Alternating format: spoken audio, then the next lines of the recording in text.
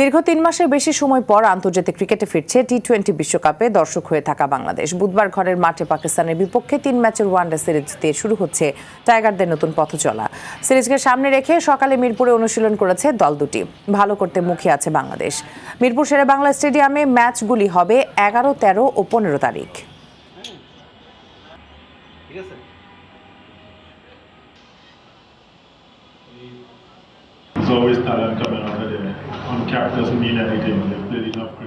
আমাদের লক্ষ্য আরও উন্নতি করা।